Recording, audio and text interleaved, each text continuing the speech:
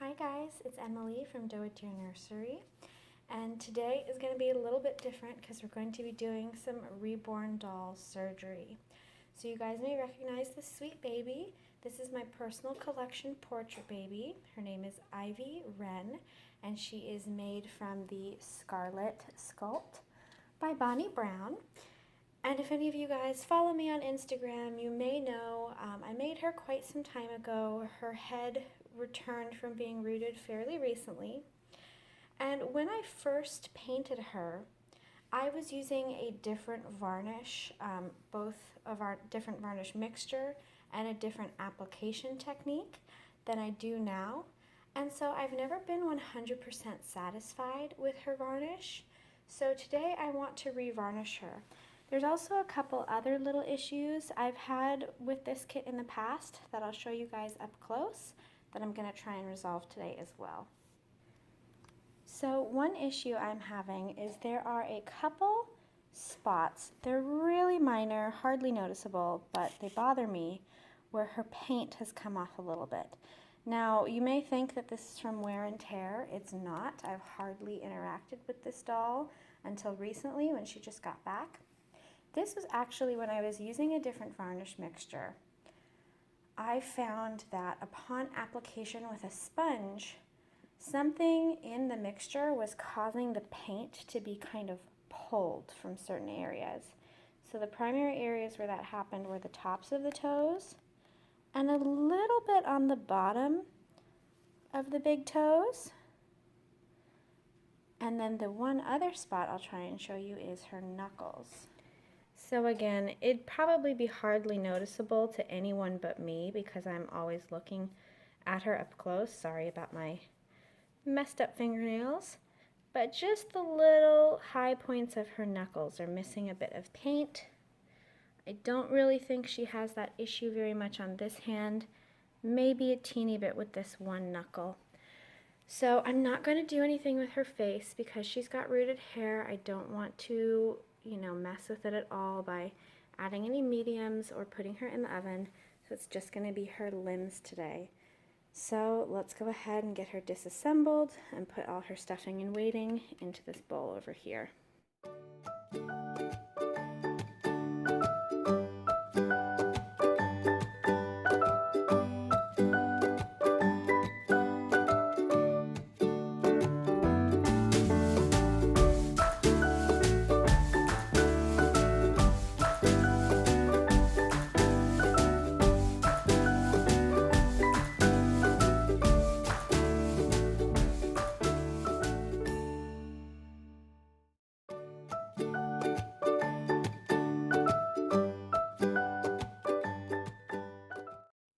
So I've got all the limbs emptied out. I did my best to get all the glass beads out by kind of tapping on the limbs, as you saw me doing, to try and work those glass beads down.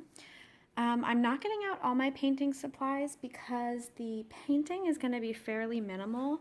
Like I said, I'm just barely touching those few little spots where I'm feeling like it needs more paint. I will say, even though I am a reborn artist by trade and I'm constantly working with disassembled doll parts, when it comes to my personal collection babies who have been assembled for a while and I've had the chance to bond with, it does feel really strange to take them apart and see them disassembled. So I want to try and get this done quickly so I can get her put back together. So let's get started with the touch-up painting.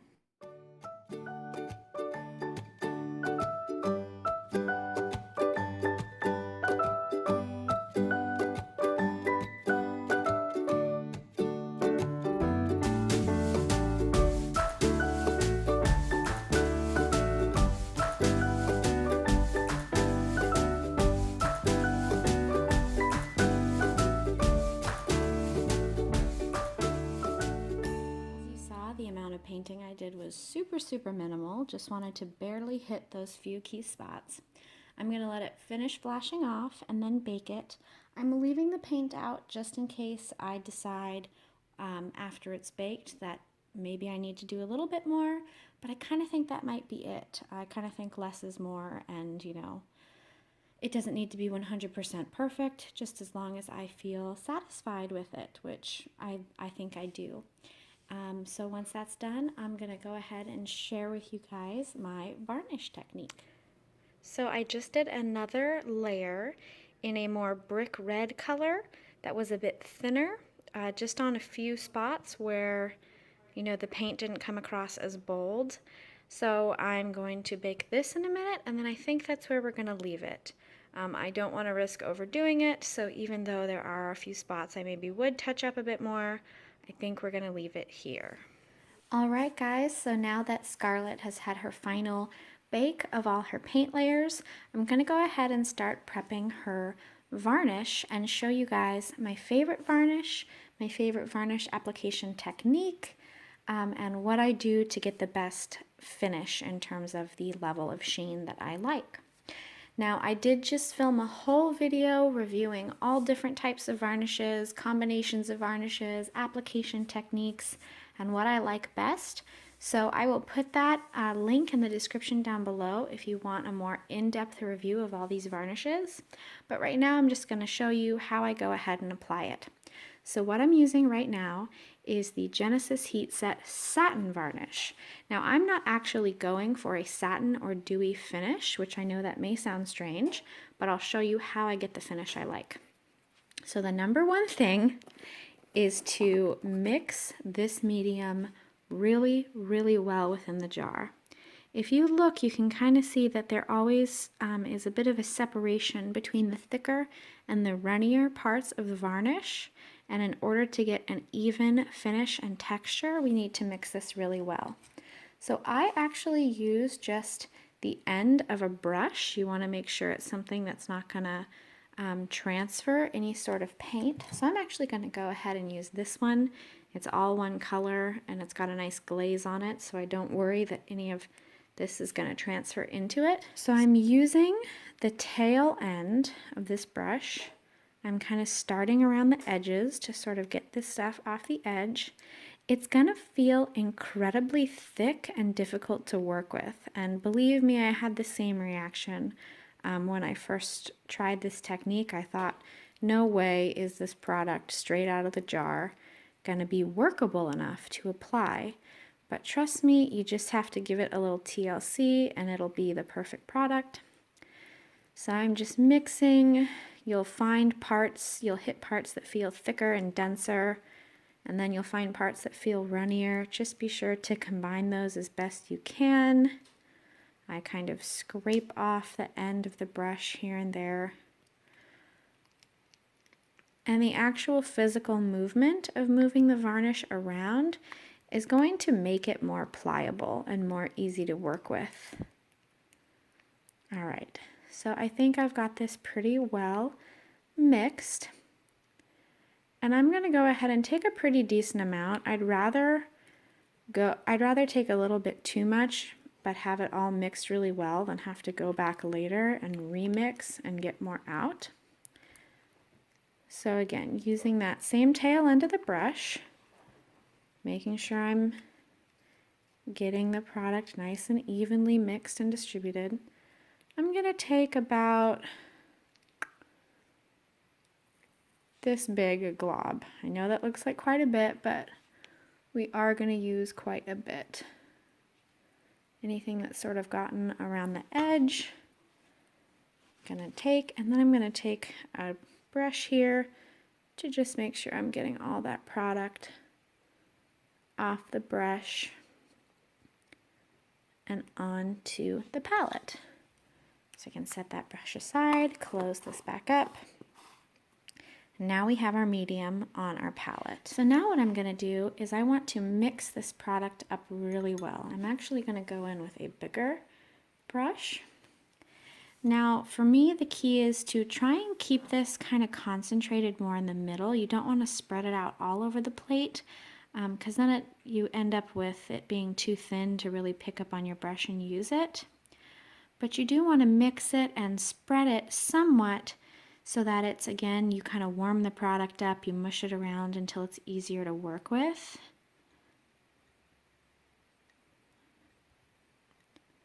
And you'll notice it now feels incredibly different than it did when you were first mixing it in the jar.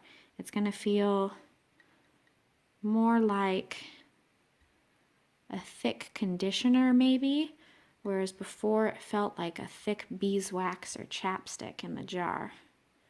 Now it's definitely a lot smoother. All right, so that's pretty well mixed for now. I'm just going to leave this here. We'll come back to it. What I'm now doing is I've got 4 sponges here. I make sure to have lots of sponges ready for use when I'm varnishing, because you don't want to continue to use the same sponge for too long, because then it'll get too damp, it'll have too much product on it, and it won't apply properly. So by having multiple sponges where you're able to change them out when it's time to use a new one, you're better prepared. So what I'm going to do is, just using my hands, we'll see how evenly I can get this. I rip off the top of the sponge. That was pretty good. You can see I still have a bit of sponge left on this edge.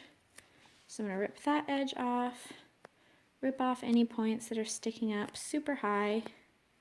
This doesn't have to be absolutely perfect, but you want a fairly flat sponge top. That's pretty good. So I'm going to set that aside so it's ready to go. I'm going to rip my other sponges. Ooh, that one came off pretty perfectly. Now the reason we're doing this is we are going to be simultaneously sealing this doll and creating skin texture with this varnish. We are sealing it by using a brush to apply and getting a nice thick application. And we're using the sponge to create texture and sort of soften the overall thickness so that it's not too heavy. So I've got my 4 textured workable sponges. I think this is all we're going to need. Since we're just doing the limbs, this will allow us to have 1 sponge per limb.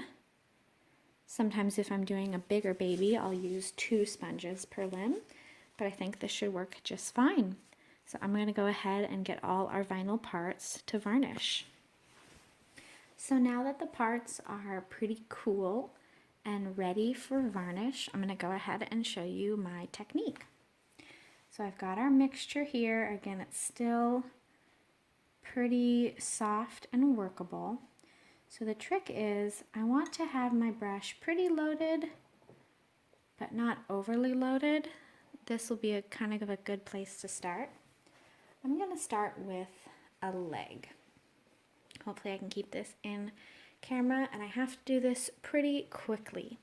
So I'm going to start brushing the product directly onto the vinyl.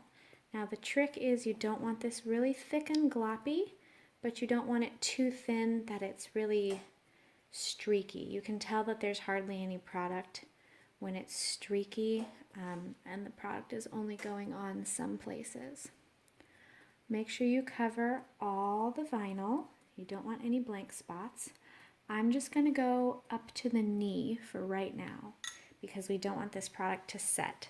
I'm taking my textured sponge and immediately pouncing over all the product I've just applied, moving pretty quickly. Again, not wanting this medium to set before I can pounce it, because then the brush strokes will be fairly visible, and brush strokes do not look like skin texture. All right. You also want to be careful not to continuously go over the same parts over and over, because that can affect the amount of varnish you have in that spot.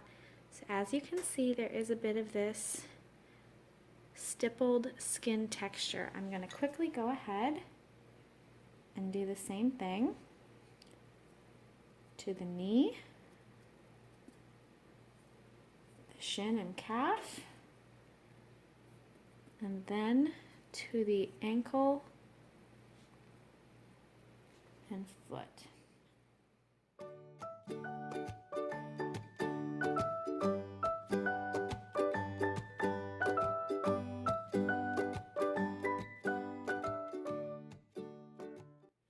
And then what else I'm sometimes do is I'll take the pointy end of the sponge to get into these deeper creases so that they don't get full of gloppy varnish. Alright, so once you feel satisfied that it's fully applied and textured, set it onto your drying rack to set and dry. I'm going to go ahead and do the rest of the limbs, and then we'll go from there. You can also see the limbs over here. They look very, very shiny right now. So the trick here is now to let them fully dry. If I were to bake them right now while they still look wet and shiny, that's what's going to give me that satin finish, which is quite pretty, but is not what I'm going for with this doll. I want her to be pretty matte. So by letting this fully dry, when it's time to bake it, it will bake fairly matte. Now it's actually looking quite a bit shinier upon initial application than usual. Usually I feel like it's kind of, you know, looks a bit drier and more matte when I go on. So I think this is going to take quite a bit longer to dry than usual. I'm estimating at least an hour. So I'm going to leave it for a while and then check back in. Alright guys, so the limbs are now complete. As you can probably tell by the dramatic shift in lighting, we have long since lost the daylight. Varnishing for me, or at least the baking process of the varnishing, is very time consuming because like I said, I do bake at least 4 times and allow for cooling in between. So I ended up baking these limbs 4 times, letting them cool, and then I did decide to go over the high points again with another little bit of varnish. So that was just on the toe tops and on the knuckles. So then I did bake it 3 more times after that. The only reason I didn't do 4 was it was such a tiny amount of varnish. It was fully cured after 3 bakes. So I also went in with this really fine detail brush right here and my lip and nail gloss. This is my new favorite gloss. I used the gloss finish versus the satin finish to do all the nails again, because even though I had done them in the past, once I re-varnished, some of it did get on the nails and did dull the nails. So I wanted to bring back that shine. So now I'm just going to use, I have a glass measuring cup here.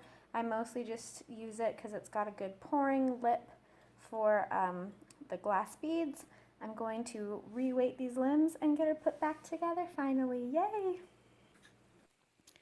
Alright guys, so I've now got Ivy all reassembled.